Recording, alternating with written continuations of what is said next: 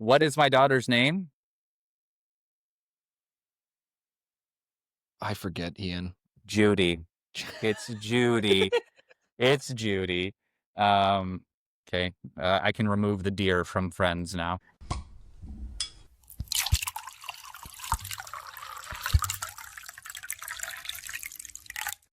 Welcome back to Movie Rewind. I am your host, Michael Jennison, and with me today, very special guest, one of maybe the greatest human beings in the entire world, definitely the best actor I've ever had on this podcast.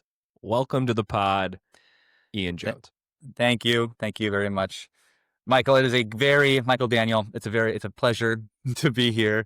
We are very old friends, and your kind words fairly don't do me justice. So I'm really happy to be here.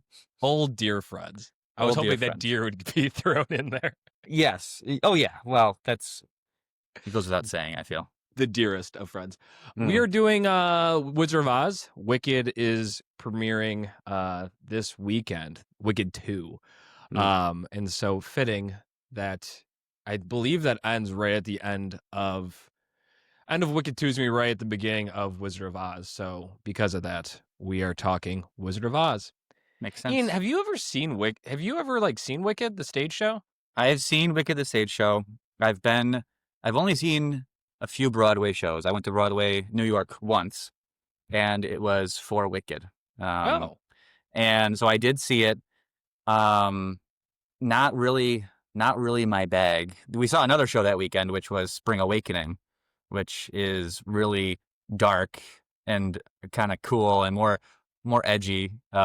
And it was like half sign language, half deaf people in the cast too. So that was really cool. That seems way up your alley. Way more. It was way more interesting. But we also saw Wicked, and it's a musical. It's a musical. I haven't seen Wicked 1. I haven't seen the movie version. I figured you did it. That's why I was just curious if you've seen the stage show, but you have seen the stage show. I have seen the stage show. Just not a massive fan. The stage show is only like 2.5 hours, right? Something like that. Something like it felt longer. Felt very long. But the interesting is the first Wicked is longer than the actual stage show, and then they're making a second one on top of that. So, well, that's what you gotta do if you want to make multiple movies to cash in on a single story. This is true. Flashback to The Hobbit, Peter Jackson, that trilogy, which, should have been one movie. But, we're not doing The Hobbit here, We're not, but they made a trilogy out of a 150-page book. A 150-page children's book, yes. So, grain of salt, I guess. We've already lost the plot. Look, the plot is that it's two pals chatting, okay? This is the plot. And if, the Wizard of Oz makes an appearance in this Wizard of Oz podcast, then so be it. Absolutely. I want to start drinking the wine, though. So. Okay. Yes. Beautiful. I have Oberon from Napa. This is a leftover from my time in Napa. It's a cab. It was cheap. Nice. I just had it around. I think it was like a $20 bottle. And yeah, that's what I'm drinking. Beautiful. I have Josh from Josh's Cellar, picked up at I don't know if it's a kind of a local place called Giant Eagle, and this is leftover from my time of drinking it with my wife after the baby has gone to bed. But I'm drinking it out of this nice little goblet that a set of 4 that we got for our wedding. So, wow! Cheers. Cheers, my friend. Ian just had a child. Friend. Ian's now with child. I am with child. She's not with me here right now. She's in another room, being very good, I might say. You hopefully won't hear any screaming. But what is my daughter's name? I forget, Ian. Judy. It's Judy. It's Judy. Okay. I can remove the deer from Friends now. I'm sorry. I'm a horrible human being. No. I've never met her, which maybe makes me a worse human being. You live out in, what is it, California? Something out there where that's too far. Yes. I'm excited to meet her, though. I'll be home. Yes. I'll be home shortly. Good. I would love to lay eyes on her. Don't say it like that. That's a weird thing to say. But she's named Judy. She's- That's cute. Is that because of Judy Garland? It is not. It's because of my grandmother, Judy, but it's a coincidence. It's something to be said. It is. So that needed to be said. I did need to be said. Like, if I didn't say that, I'd be a bad podcast guest and an even worse father. Yeah, but let's beef up the story. So let's edit that last part out. So it's named after Judy Garland? Yes.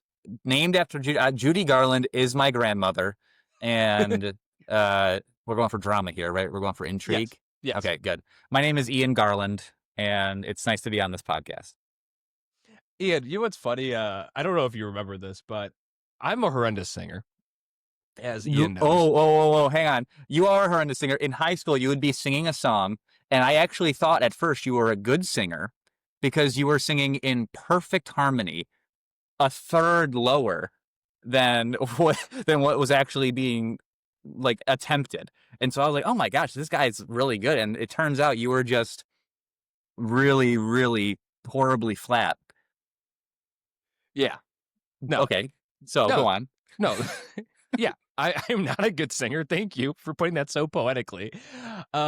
I remember in I think it was junior year science class. We were like sitting around that table.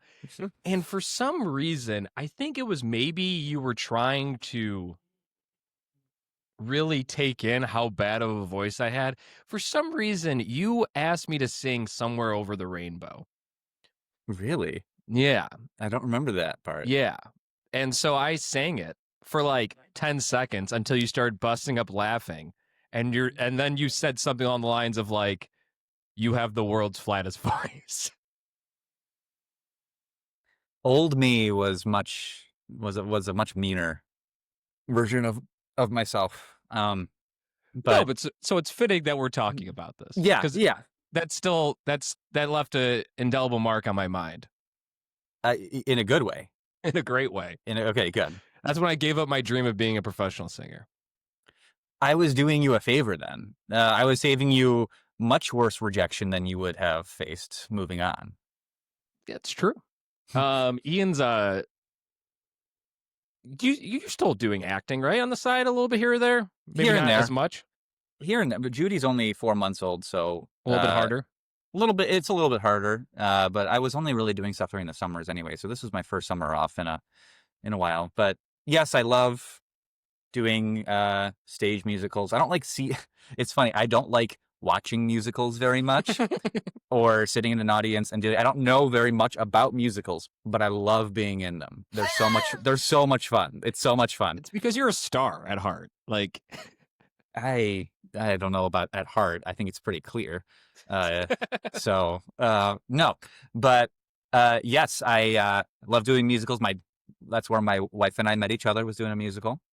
And I went to college. I studied voice, a little opera singing in college. And now I pursued that and ended up as a software developer. So it went very well for me.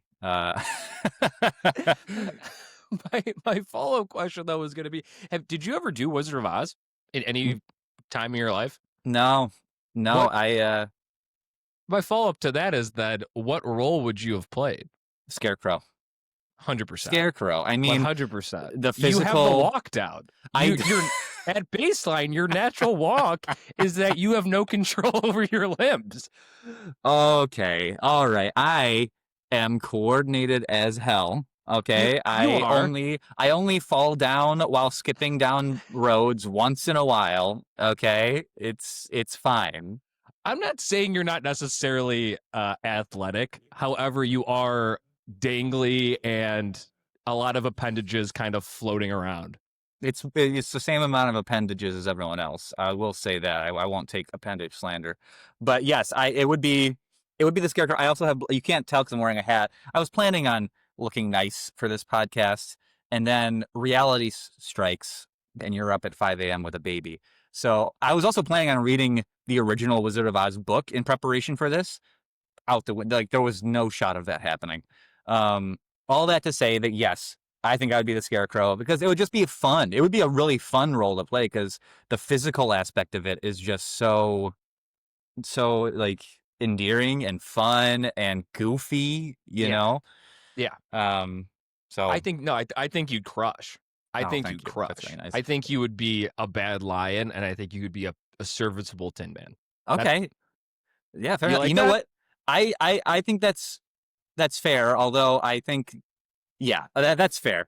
I I don't know think if you would bad. be I think I might have offended you by saying that you would do bad work. I'm sorry. I no, think please. you'd be miscasted if you were the lion because you have so much courage already. You couldn't even pull that off. Well, the lion had courage the whole time anyway, too. He just had to look inside himself. This is a big point of this movie, is that what you were seeking for was in your backyard the entire time. Is that what this movie's about? I thought it was That, about ruby red slippers. well, that is a small plot point. It's a small plot point. But I want to say, I think you would be good. I've never seen the stage production. Well, I have seen the stage production a long, long time ago. I don't know how big the wizard is, but I think you'd play a good wizard. I think you would be I really think I good could on be the that role. wizard because I'm Yeah, a phony. because you know how to bullshit in the right direction, you That's know? true. Bring out the best in people while still lying. Yeah, like I called you a good actor. Performance of a lifetime. Yeah, Performance of a lifetime. You're buttering up your gas so that just to I open gas up. you up, Yep. get So you that excited. Yeah, mm-hmm. It's worked. 100%. Your plan faultless. 100%. All right, the movie. The movie. Okay. I have some notes here, Ian, of just about background of The Wizard of Oz. Obviously, came out in 1939 and is a absolute classic of a movie. I thought it was interesting, though. Not a financial success. Actually lost $1 million at its original box office run. There was 2 re-releases, I think one in the late 40s, one in the early 50s, where it ended up breaking even.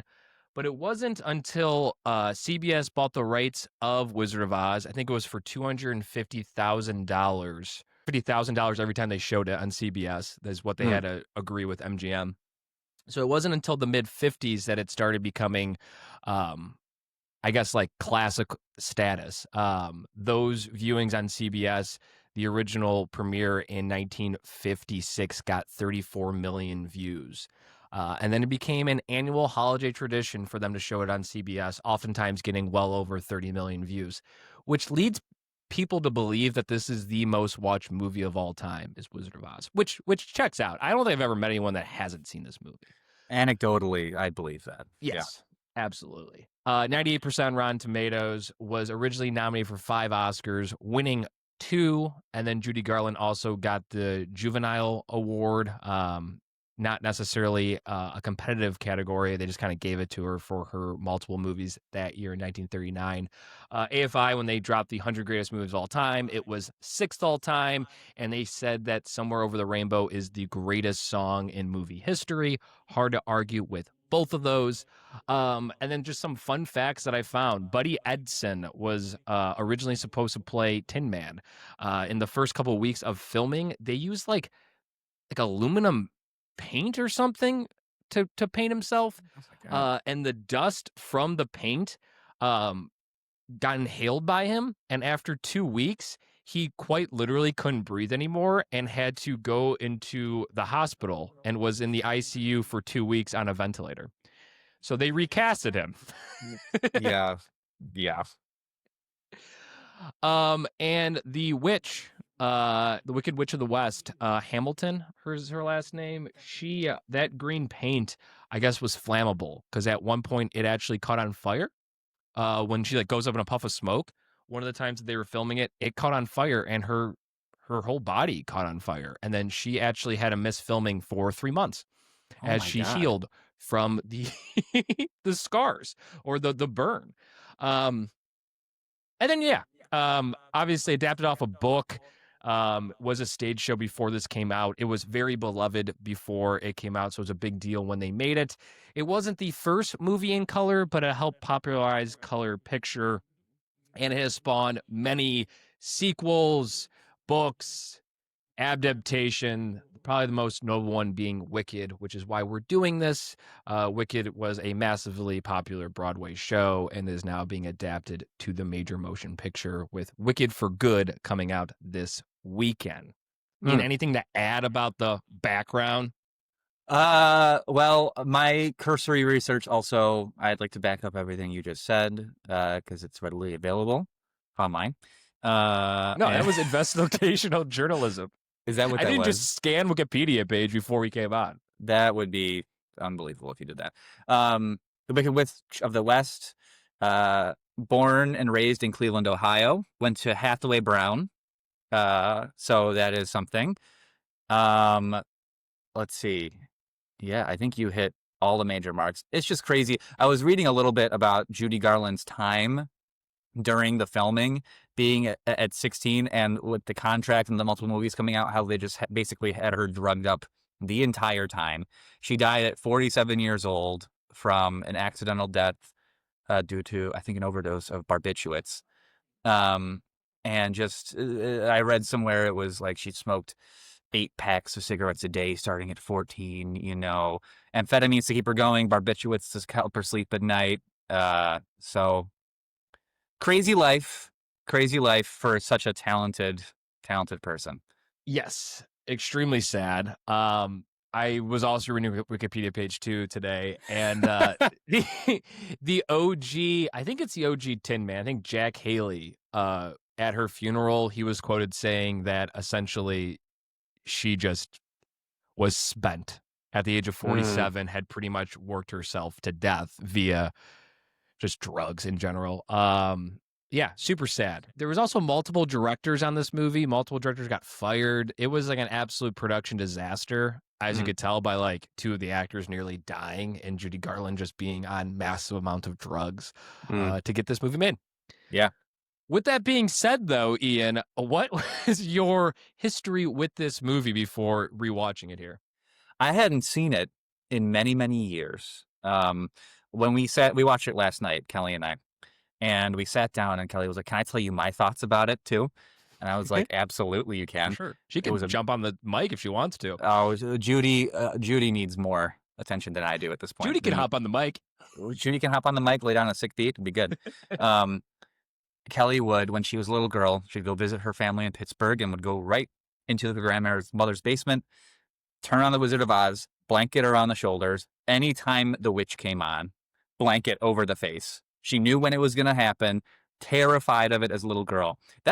She's scary. The Wicked Witch, there is some really scary visualizations there. Just an amazing performance, really. Yeah. But history-wise with me, I mean, I've seen the stage show. Like I said, I've seen Wicked. It's a classic.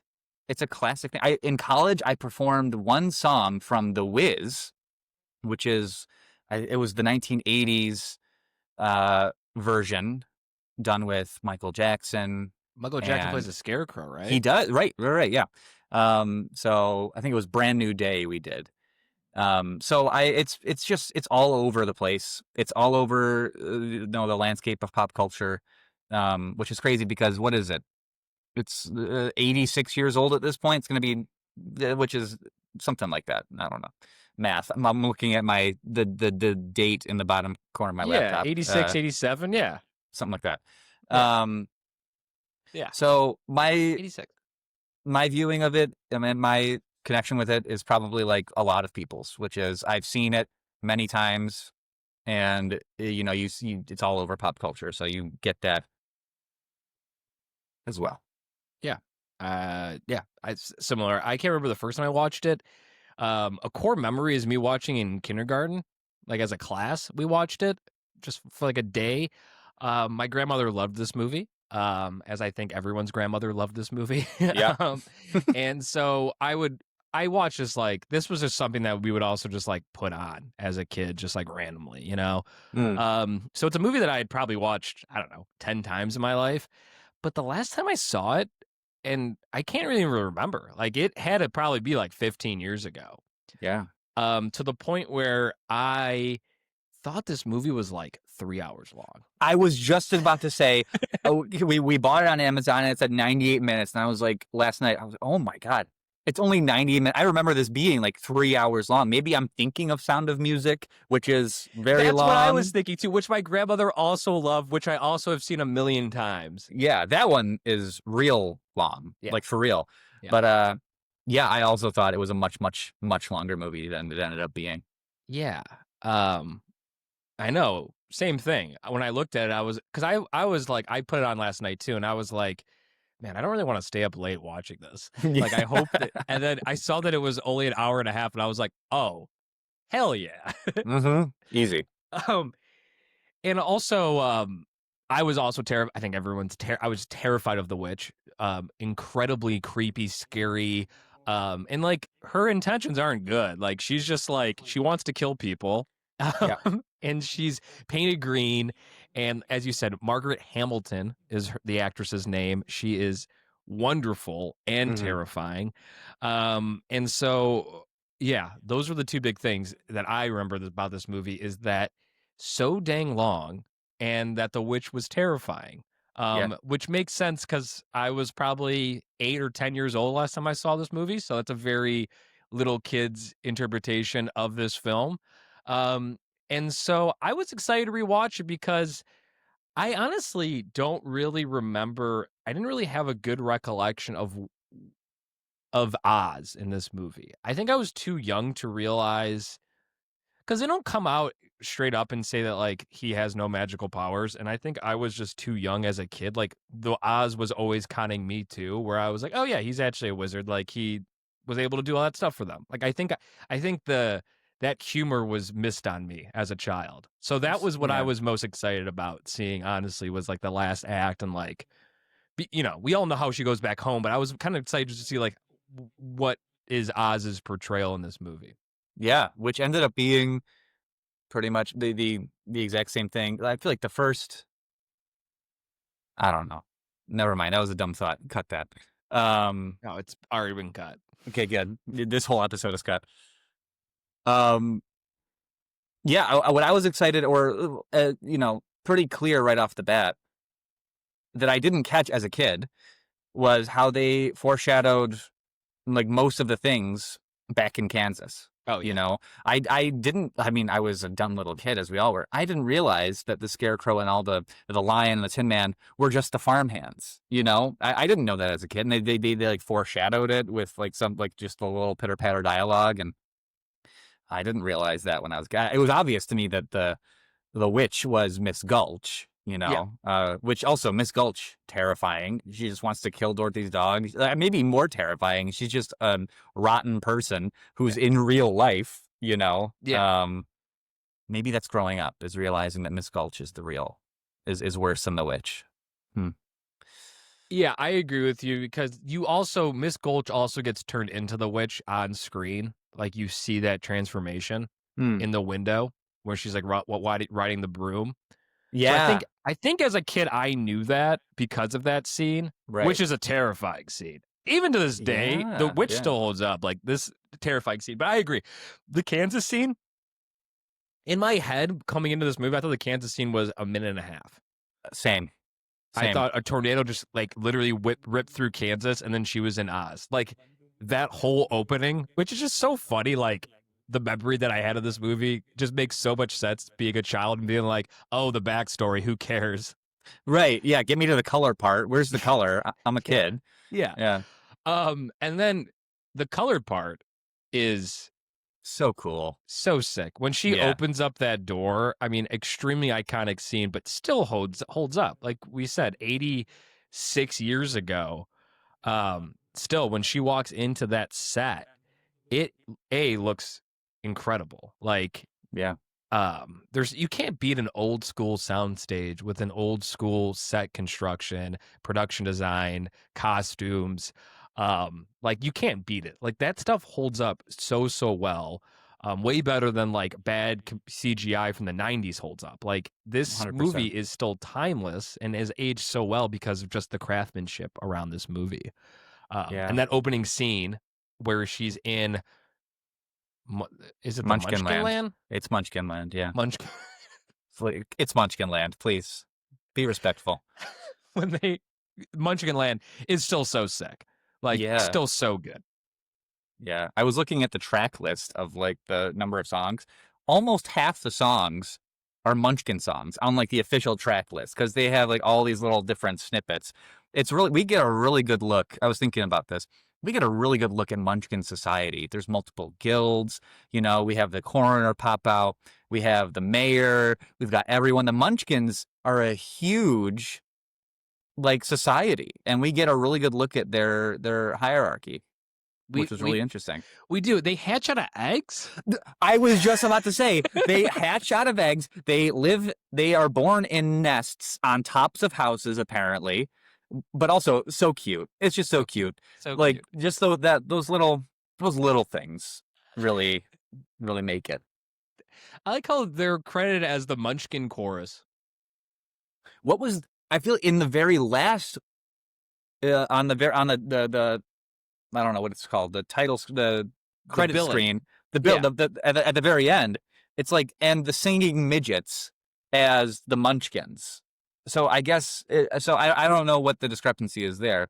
But the very last shot on the end credit is something like the singing midgets as the Munchkins. Yeah. I mean, the billing here on Wikipedia page, there's like starring, and it's like 10 names, and then the last one's just the Munchkins. Yeah. A lot of Munchkins. How many of them, I feel like I was looking at some of the faces. How many of them were kids? You know, were they all little people, midgets? Well, I don't know what the terms are these days. Or are they, well, I don't know.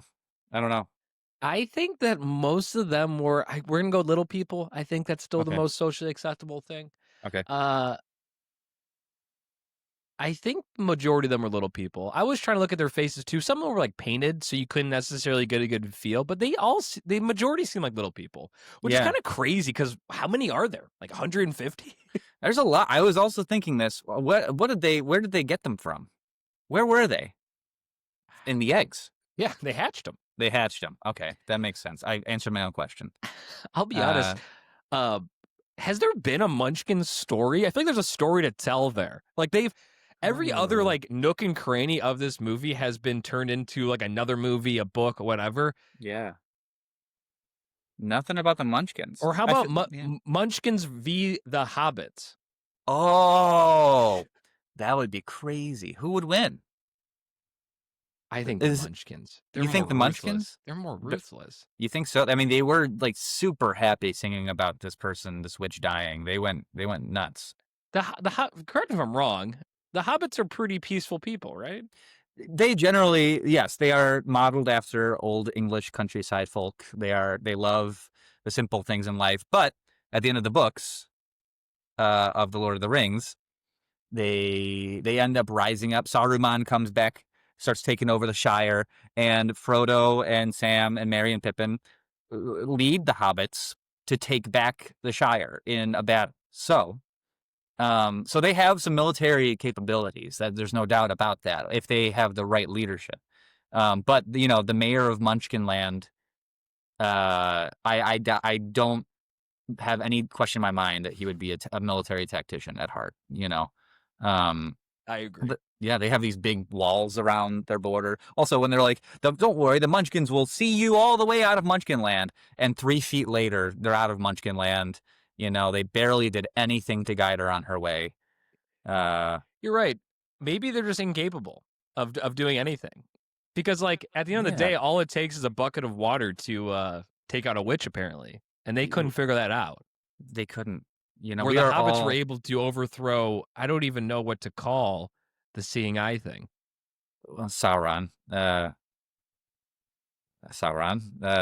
am I on a film podcast or what? This is some of the greatest movies of all time, and you're like, I don't even know what to call these things. I've seen Lord of the Rings. I like the Lord of the Rings. I don't love it, and I'm not. Yeah, it's good. It's good. Okay. It's fine. It's great. It's some of the best. It's good. Well, you know what? Well, let's move past this. Let's not make this this podcast. I do think that it's funny that she leaves Munchkinland and it's like, just follow the yellow brick road, and then literally it smash cuts to a fork in the road where there's clearly not an easy thing to follow. Yeah. Maybe the Munchkins are just incapable of doing anything. Look, I don't know though. They have tilled field. They have a society. They have a corner. They have weapons. They have military strength. They have music. They have dancing. They have Glinda, who comes and helps once in a while. Apparently, I feel like I don't think that they're not capable. Maybe they're just not willing. Maybe it's just a facade. It's a happy facade, and they really just wanted Dorothy to get the hell out of town. That's true. Just get out, follow the yellow brick road. Yeah, just let the Munchkins be. Yeah, leave us alone, tall lady. Yeah. Dang, that's sad. Well, then we see the Scarecrow though. That's exciting. So good. Once again, back in my childhood brain, I thought it took so long for her to reunite, like get the four guys, get the the four of them together. Mm-hmm. I thought it was like an hour and a half. Like I thought she was along with the Scarecrow for a while. It's essentially just one long music number where they introduce the three of them, and the whole thing probably takes about 15 minutes. Yeah. Which is very well done, how they change, the lyrics and all that stuff. Like it flows beautifully. Mm-hmm. My young brain thought that was like eternity, but very well done. My favorite number is the Scarecrow. I think that's my favorite of the three. How about you? I think you're gonna say the same. It's overall it's the Scarecrow, because it's got everything. It's just so iconic. But I will say that I think the Tin Man has a really pretty singing voice. I was like, oh, he has I think that he has the best singing voice. But then the introduction of the lion is so iconic as well. Put him up. He's so comical, so good. But there's just something about the first, it's the Scarecrow. We all know it. Dorothy at the end's like, I'm gonna miss you most of all. We all know this. It's so brutal that she says that in front of everybody. It is. I think it was meant to be like sort of like a theatrical, like an aside sort of thing, where everyone else couldn't hear her. Or maybe because everyone else just knows that they have that special connection. It was her first. And the first one always lasts in your heart the most. They're like high school sweethearts. Absolutely. You never get over it. Absolutely. Oh, yeah. I think also the introduction of Tin Man's funny because he's just like stuck there for like a year. And with the oil and stuff, like it's all very, very, very well done. And I agree. The lion, I'll be honest though, the lion's a little bit repetitive and annoying to me. He's my least favorite. Okay, fair enough. I also, so the one number in the movie that I thought didn't need to happen, not necessary, was the lion's "If I Were King of the Forest" song. I just feel like that it just comes in. It's the least whelming of all the music in the show. Kind of breaks the pace for me a little bit. This one little thing. It's fun because the actor who plays it, I forget his name, Burt Lahr or something, is a great comic actor, clearly, and is very talented at what he does. So it's cool to see his chops and to see him kind of have a spotlight for a second, but not necessary because I feel like his introduction does that very well already. And it's like 10 minutes after. It's 10 minutes after, we're about to see the wizard, and then we just take this little side quest to listen to this guy sing alone. And unnecessary for me. Yeah, I completely agree. I thought it was weirdly shoehorned in there. I totally forgot all of those scenes. It just kind of drags, and I feel like it adds nothing to the story. And I do agree with you. I think the song itself is fine, and maybe that's why the lion is probably my least favorite out of the three, because it's just like the lion's kind of jammed down our throat a little bit. In doses, he's just funny. He is real. The Cowardly Lion also is just a good character, it's a lion, classically known as the king of the jungle brave, and he's cowardly and he's goofy and he's a scaredy cat, and every time he gets scared, it's hilarious, his beats are amazing. Pretty timeless humor too. Yeah, oh, absolutely. And he's just the way he delivers his lines it's all good. But not good enough that it warrants an entire song that is weirdly placed, that breaks the pacing of the movie and overshadows, why don't the Tin Man and the Scarecrow get that? It's just like it throws it out of balance where I don't think it was necessary. I agree. There's a song called Jitterbug that got scrapped. It's the only song that got scrapped. I believe that's a Tin Man song. So Okay. Huh. maybe that's what was supposed to happen. And the Jitterbug Grin, no. It's when they're going to the witch's castle. Never mind. But yeah, that song did get scrapped. Anyways, this movie's paced like incredibly well. Almost too well at times, where I feel like there could be a little bit more tension at the journey to Oz. The witch does the poppy thing where they like fall asleep in the poppy. That gets resolved in almost seconds due to that snow that Glinda puts. I don't know. The funny thing is, like, in my head leading up to this, I thought it was like a very long journey to get to Oz, and it was like this credible thing. They overcame so much. To be honest, they really don't overcome much. I could have used a little bit more tension. Yeah, the witch, for as scary as the witch is, she really doesn't have much sway on what happens. Yeah. Not really. It's just like they're going to Oz to get home, and she makes an appearance or two. And, well, I guess, yeah, it's only really when the flying monkeys come in that that really the stakes go up. But it was also, when I was thinking about that poppy scene, I'd made a joke to Kelly. I was like, the poppies, opium, right? So they're falling asleep in these poppy fields because they're getting narcotics. And then Galinda comes in with some cocaine, wakes them all up. We're booting and rallying. And I really think the message of this is that if you want to take a nap, have some opium, gotta wake up, take a bump. That's kind of what Judy Garland was doing to make this movie. That's exactly right. That's exactly what I'm saying. That's kind of poetic. It's sadly poetic, yeah. Did they do that intentionally? I have no idea. I doubt it, but fun fact, it came to my mind. That was asbestos. Oh, good. Oh, good. Okay. Yeah. Something else to add to the health of the people playing the roles here.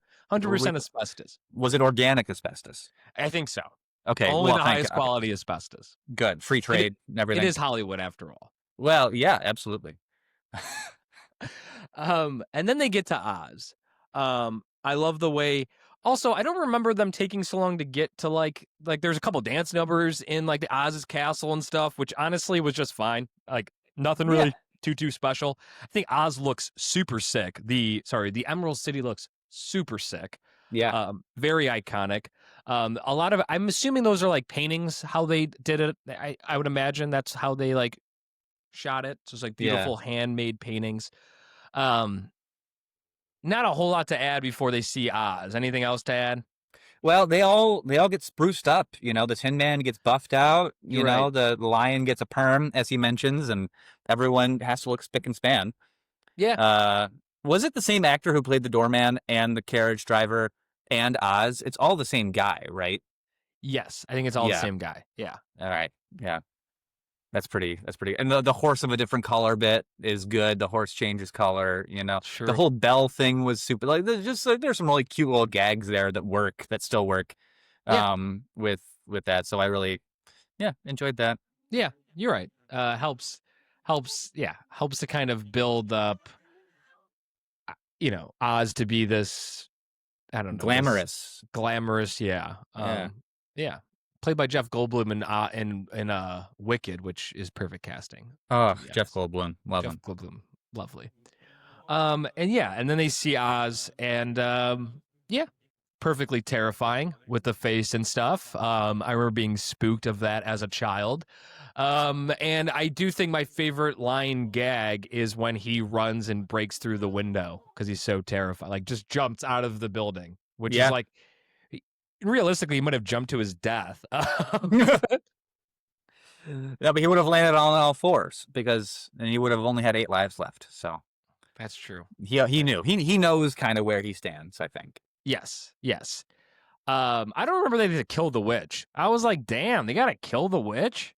Well, I think, did they have to kill her? They just had to bring her broom back. You know, I think it's implied that they would probably have to kill her, but really, it wasn't necessarily clear that. But clearly, it was meant to be an impossible task by Oz himself. They were never meant to actually do that,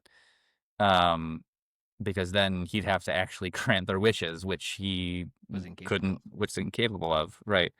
But darn it if they did it. Yeah, absolutely. And then we get the flying monkeys, which Horrifying, scary. we should say that the special effects hold up really well. I forgot to mention this, but the house getting blown in from Kansas, which I assume is a model home, a little small model home, looks great, looks super good, and the flying monkeys look awesome, so good.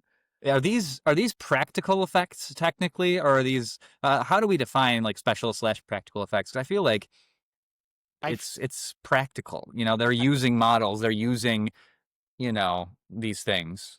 Yeah. No, I agree. I would say that these are practical effects. It was nominated for Best Special Effects.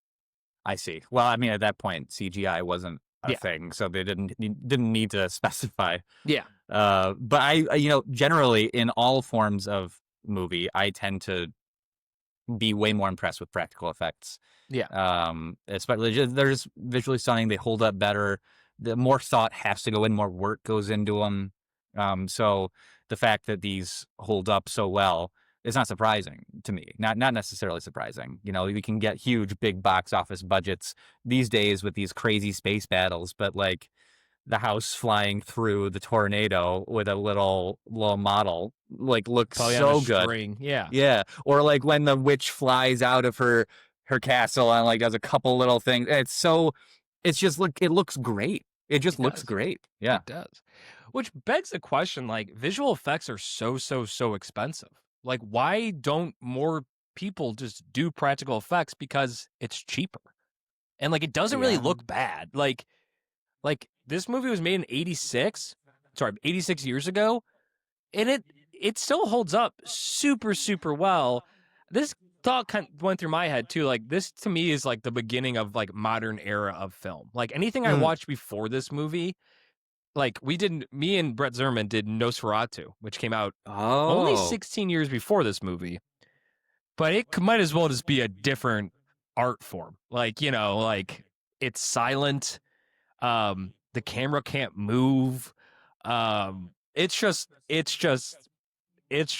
like you look at it like, oh, it's cute.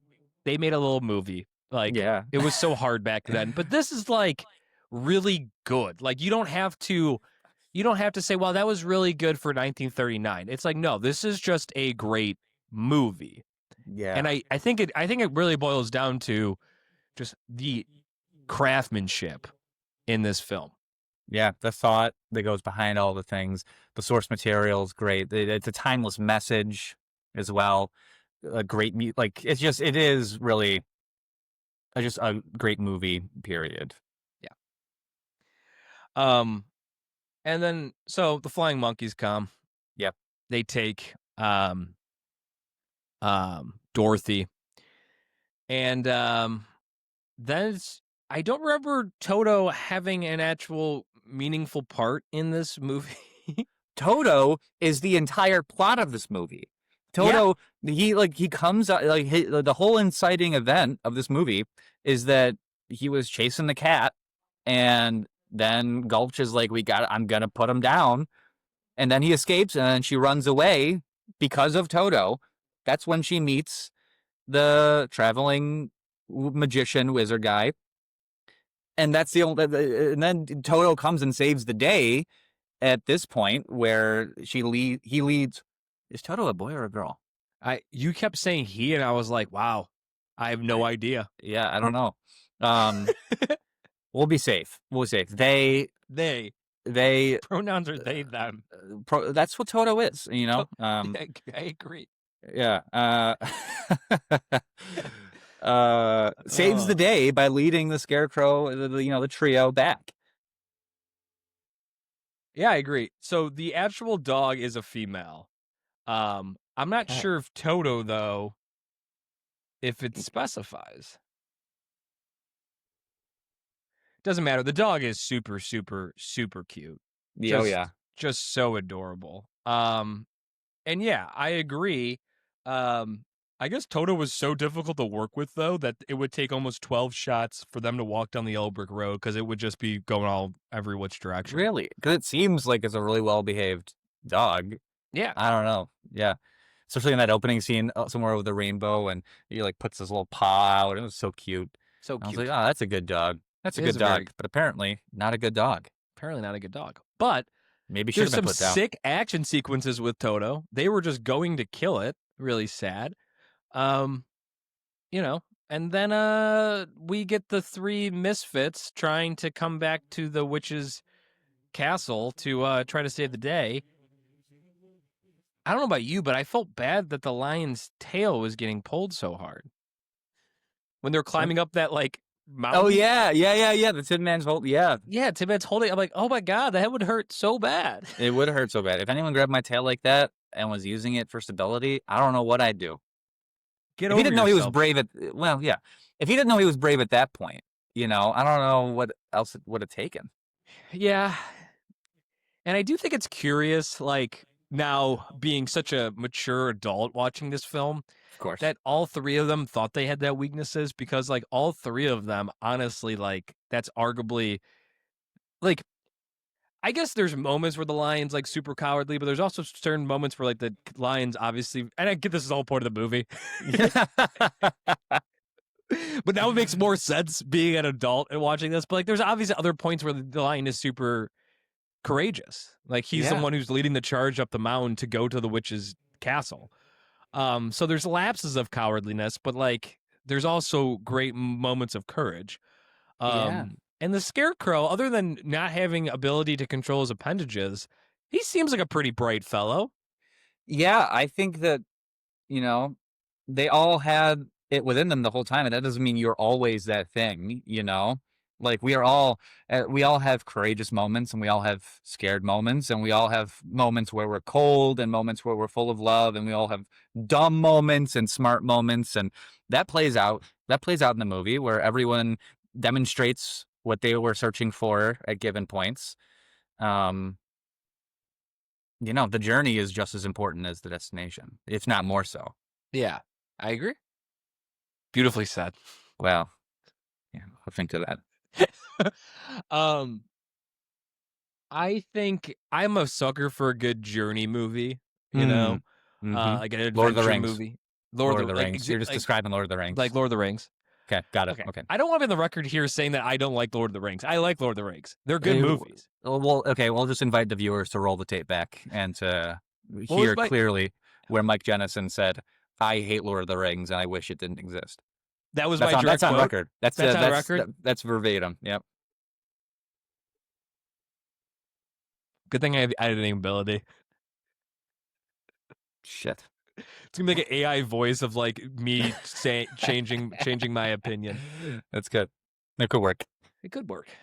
And then we get to the witch's castle, and I don't really necessarily think I'm missing anything up until the lead up. Well, they somehow, they're like, how are we gonna get in? They get jumped by three of those gigantic green dudes and somehow come out on top. Which is crazy. They were ambushed by these guys with huge weapons, and they strip them down, teach them a lesson, and take their clothes and go, which is very impressive. I mean, if you don't have courage after that, I don't know when you're going to get your courage. This is true.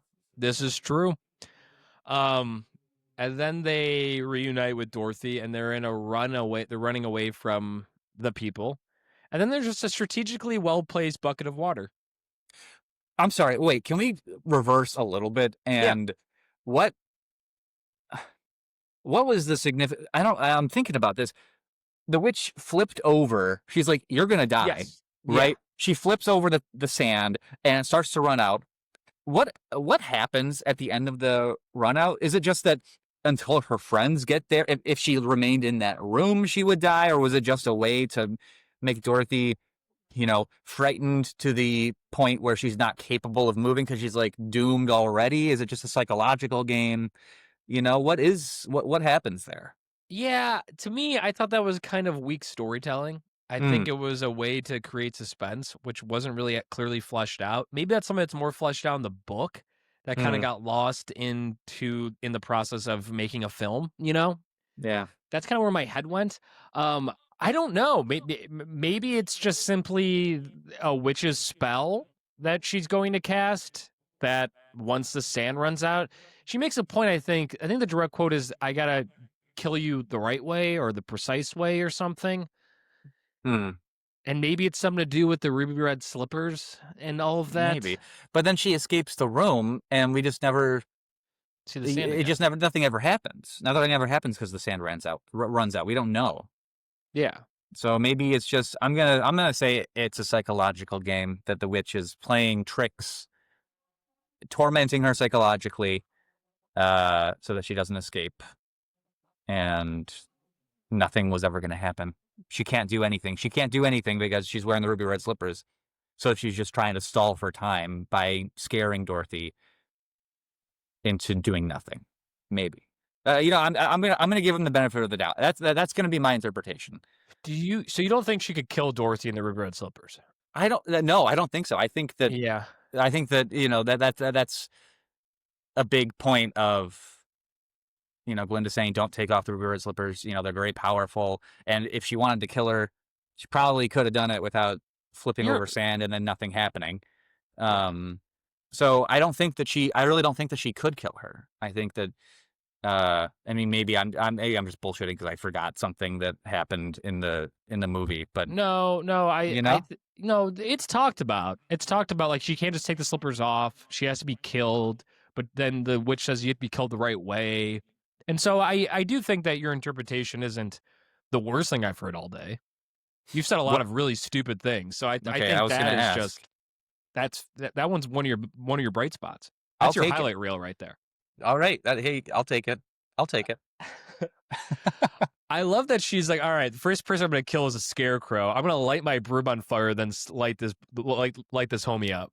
Seems like you could have cut the middleman out there. She was shown shooting an actual fireball earlier in the film. Yeah. Could have just fireballed the dude. But you know what? Why are we using logic here? She is someone who delights in taking her time and wants to see the fear. If she just shot a fireball, there would be no gratification on her part. So maybe that goes back to the sand thing. She just likes to see people. She's a wicked witch. Being wicked is about torture, is about being mean and inflicting psychological damage. So but also if she's trying to psychologically damage someone who has no brain, how smart can she be? Is the scarecrow capable of psychological damage? But he had the brain the whole time, so probably. But he didn't have his diploma. Anyway. So she lights her broom on fire and, got to have a bucket of water just in case that happens. Maybe she lights her broom on fire all the time and the guys just needed a way to help her out. Yeah, this is true. Maybe there's just buckets of water. They have a lot of torches around there. Maybe they just have buckets of water around just for safety. That's fire code 101. That is true. Yeah. I love that she lights the scarecrow on fire. I think it's just fun. Like and like he starts screaming and stuff. Like is it bad that I laughed when I saw that happen? I just think that it means that you are on the side of the witch and you have to reckon with that yourself. I wanted some carnage. I need some blood. I want some blood on the witch's hands, Yeah. Raise the stakes. Yeah. Absolutely. Give the crew an L. So the scarecrow dies. Yeah. Whatever. Well, it would be, that would be an impactful storytelling beat because no one's safe.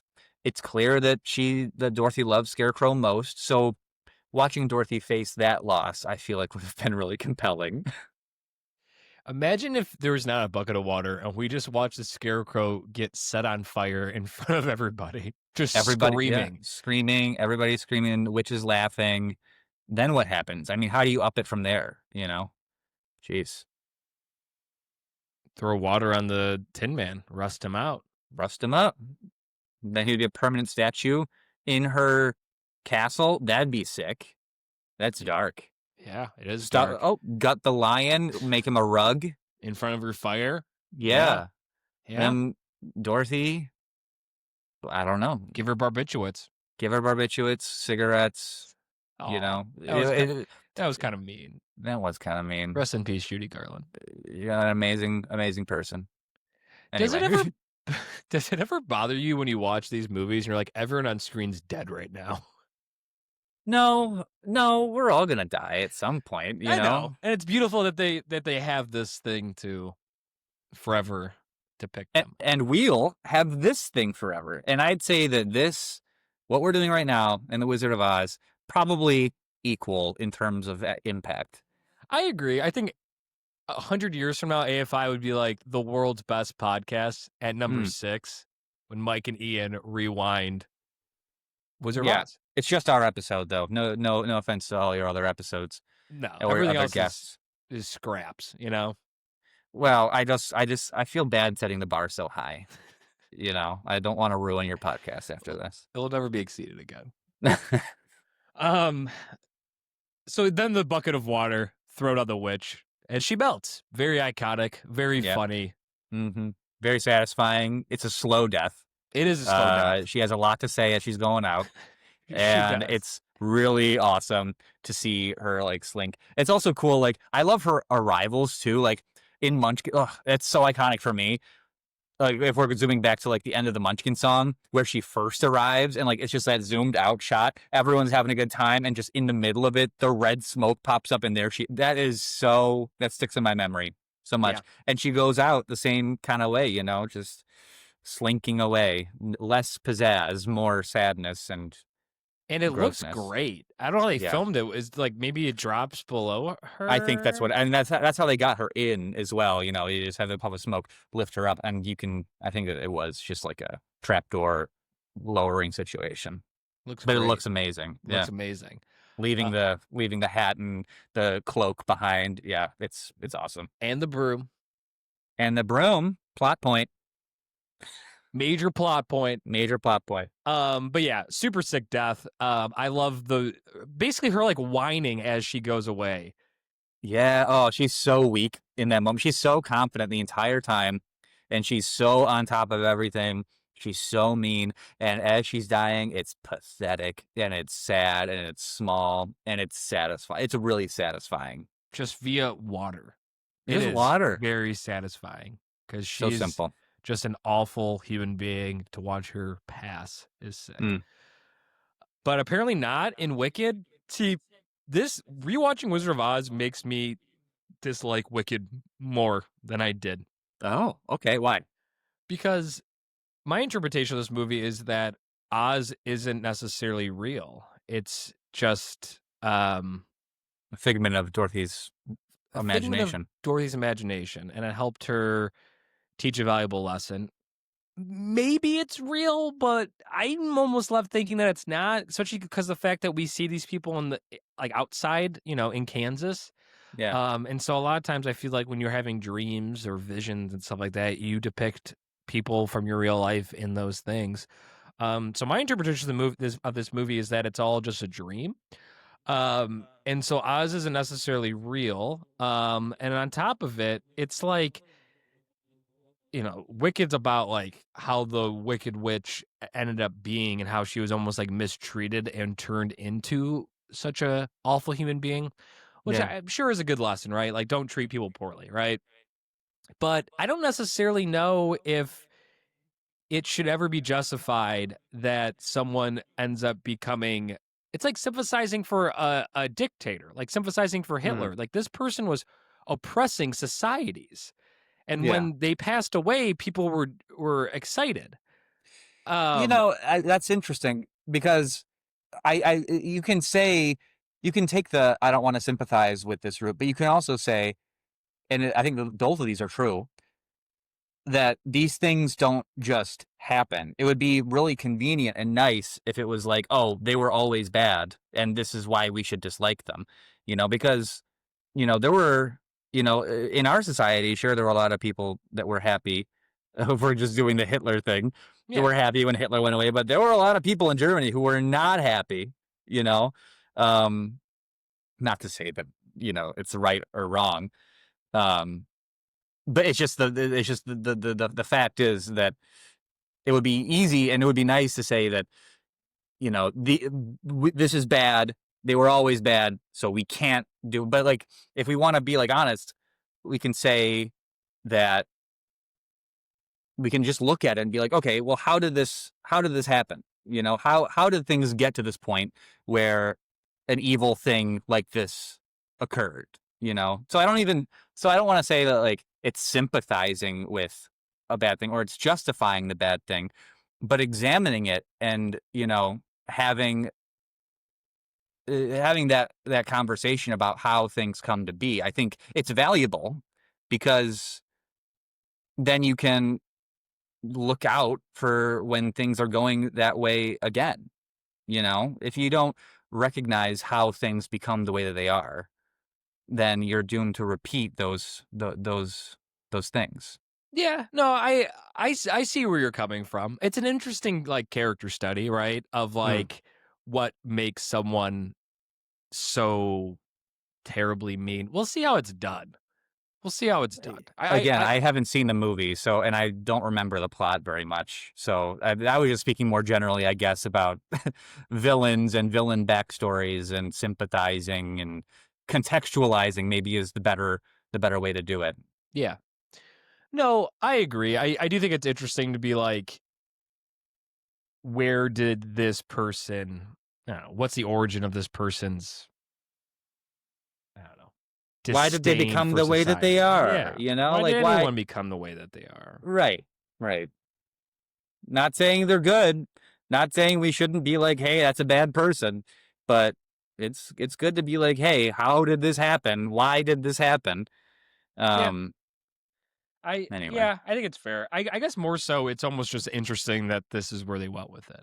But I guess that's why it's so beloved, because it is an interesting concept. Yeah. And probably music, secondarily. Maybe firstarily. Probably. There's some pretty famous songs in that musical. That there are.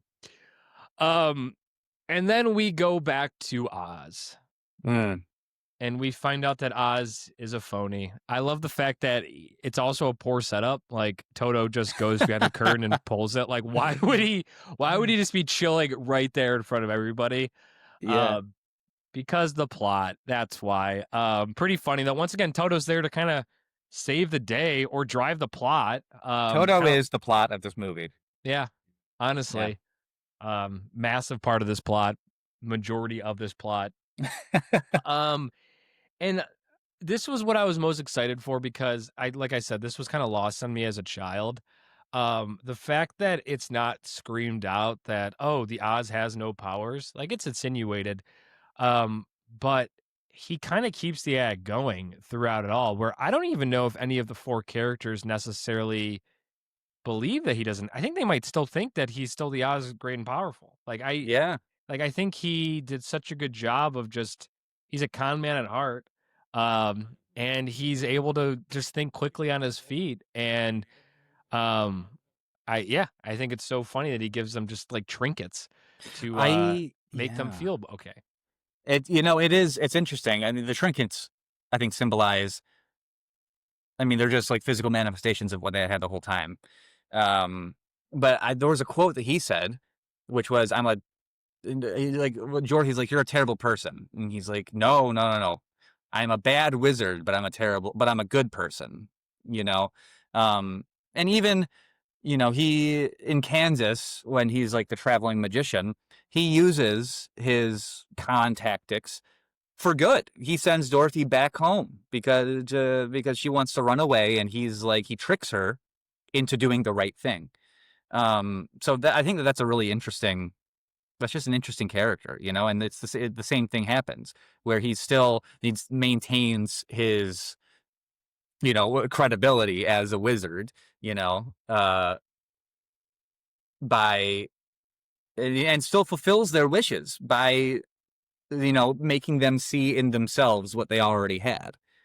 Yeah, he's not necessarily a villain of any sorts. He seems like a pretty solid dude. I mean, you could say he's a villain because he literally made them have to risk their life to get the broom from the witch, which nearly killed them in order to save his reputation. And that he didn't necessarily Yeah, you're right. Never mind. This guy's actually a piece of shit. Um, and then he didn't do a good deed until the fact that he was basically his back against the wall. So I think at his heart, he's just a con man. But he's a great con man. Yeah. Like he's such a good con man that he was able to grant everyone's wishes by just thinking fast on his feet. Fair enough. I mean, at that point, Robin Hood is just the thief. It doesn't matter that he steals from the rich and gives to the poor. He's just he steals, so equals bad. I think that it's interesting that they blur that line. It's like, yeah, he's obviously a con man. He's obviously full of shit, but he helps them. He does. But he helps them. At the end of the day, he helps. A good complex character. We love it. We love to see it. We do love to see it. It's also a jab at the our education system, I think. I kind of like the diploma joke 86 years later is even more funny, I think, where it's just like, here's a diploma, you're smart now, and he's like, I'm a genius. It's spouting out like useless knowledge, just like talking about the geometry. It's like, okay, yeah. No, I know, the Pythagorean theorem. Where we first met, geometry class, sophomore year. Shout out Frank Soria. Shout out Frank Soria. What an iconic. Now that's a character right there. Oh my God. He honestly, he could be the Oz. He could be Oz. Oh, he's eccentric. He's off the wall. Oz. He'd be a great Oz. But he made us believe that we could, and that's really, I think, what we're saying is that like he was actually a very good teacher because he made us believe that we knew something about geometry. Yes, I love Frank Soria. Frank Soria is a great teacher. All vertical angles are congruent. You'll never forget it. I won't. It's a line. Classic. Remember, I think it was it SoCoToa? SoCoToa, yep. And he told that story of the sumo wrestler. Was it a sumo wrestler? I thought it was the Native American chief. Oh, shit. Yeah, he had a different pseudo wrestler. Yeah, SoCoToa, yeah. He told a story about a Native American chief that lasted, like, I want to say 25 minutes. That was the whole class. Yeah, that was the whole class. Don't know what it means. It's about tangents and sines and cosines. I don't know what it means, though, but he definitely talked the entire class about it. Yes. Also, his magic tricks were hilarious. They were good. And he was actually, fun fact, he was a really good guitar player. Really? He was, like, really quite good. Yeah. Wow. I'm surprised he never played the guitar for us. I don't know. Dang. Couldn't shoehorn it in, I guess. He could, though. He absolutely could have. Anyways, back to what were we talking about? Oh, geometry. And the diploma, and just a good jabs there. Good jab at the education system. I think the weakest gift is the ticking heart. Doesn't really make a whole lot of sense to me, I guess. I mean, it does, like your big ticker and stuff. But that's the one that like it's heart-shaped. It's heart-shaped. That one to me was like, it'd be great if the Tin Man was just like, I still don't have a heart. Yeah. Because like the badge of courage, I feel like that's enough, you know? I think the diploma was a good one. I just think, I don't know, like, I get it. I just thought it was the weakest. Yeah, I mean, not all of them can be good. Not all of them can be as good as the other ones. Maybe that's the meaning of this movie. Don't expect too much. Keep expectations low and you'll be happy in life. Yeah. Yeah, fair enough. And then there's the ruby red slippers, and then she goes home. Well, the wizard is going to take her in the hot air balloon. Misses that because Toto sees a cat. Plot driver once again. You're right. And then Glinda comes and was like, you were capable of it the whole time, which is, sums up the whole story. And then she goes back to Kansas. Everyone's there. Everyone loves her. And then we get the big, beautiful ending where it's like, I looked, and you just need to look in your backyard the whole time. Everything was right there the whole time. Yeah. It's beautiful. Beautiful. I love that sentiment. I really do. I do. It's a beautiful, timeless lesson, really. Yeah. She's like, if I can't be happy somewhere else, if you look somewhere else for happiness, you're not going to find it. It's within. It's within. It is. Damn. Beautiful. Damn, bro. Damn. Yeah.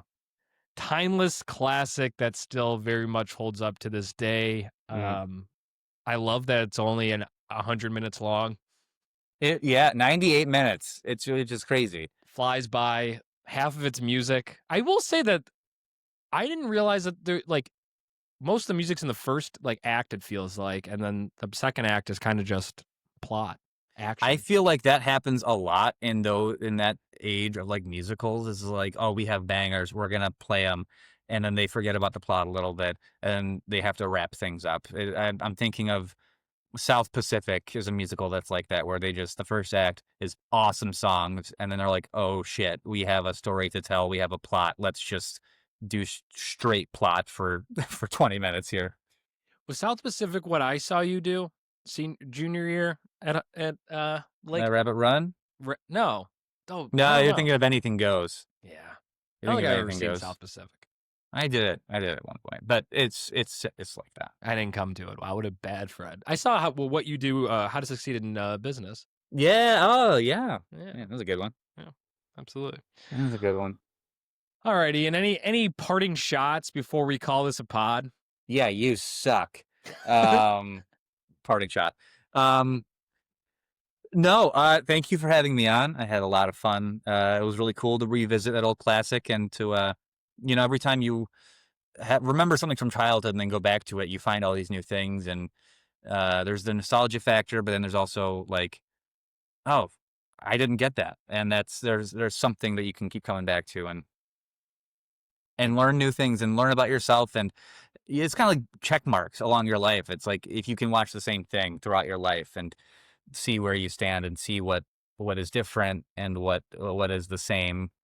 It's cool. So this, I feel like, is one of those kind of movies. I agree. I think, what makes this such a timeless classic is the fact that, like, as a child, I really liked this movie. Mm-hmm. And I liked this movie because the witch was just like scary as hell. And the line was funny. Mm-hmm. And the scarecrow was funny. And it looks beautiful. The colors are beautiful. I probably thought the Munchkins were funny. It's mm-hmm. just like the flying monkeys is terrifying and captivating to a child. But I don't think I got any deeper meaning from this whatsoever. And then you watch it, 20 years later, and you watch it and you're like, what a beautiful, lovely message. What a beautiful, lovely film. And what great music and, what great practical effects. Yeah. And you're just like, wow, it still looks so pretty. Like the colors still look so good. And yeah, I do think, I agree with you. I think it's a good, it's a good test. Like not like very few things work that way in film, in art in general. Like Pixar movies come to mind, but there's not a whole lot of like things that really work for all age demographics, which I think Wizard of Oz does, and I think that's why it is the most watched thing of all time. Yeah, it's not by coincidence. Usually that means something. I'm glad that me and you were able to crack that code today, though, of why Wizard of Oz is good. Before it was a mystery. 86 years, no one could really put their finger on it. No one could figure it out. They had to get their best two guys on it, and thank God they did, because now humanity can finally move on. It took no one needs to watch it anymore. No one needs to watch. We've solved it. You're welcome, ladies and gentlemen. No need to watch Wizard of Oz. Old Mikey and Ian figured it out. It just took two 30-year-old white males to crack the code. Like most things. Like most things in life, you just gotta get the A-team on this. Can't wait to get canceled after this release. I'm telling no one about this podcast. I do not publish this thing. All right, Ian. Your wine. How was your wine? My wine was delicious. It was yummy. I love wine. Doesn't matter the kind. I'm not picky. Love it. I think the older I've gotten, the more I've enjoyed wine. Good. Well, good. And mine's really good, actually. It's good, smooth. I'm sure I wouldn't be able to tell. It would taste good. Give me some beer. Maybe I'll have a Christmas sale after this. Wow. You've already I've been drinking since 11 a.m. You've already ruined my day. So maybe I'll just keep on going. Absolutely. Just get belligerent. Do it for Judy. Just for Judy. I got to build some character in her. Anyway. All right. I think we'll call it there. Thank you. All Ian. right. Thanks, Mike. Bye. Bye. Bye.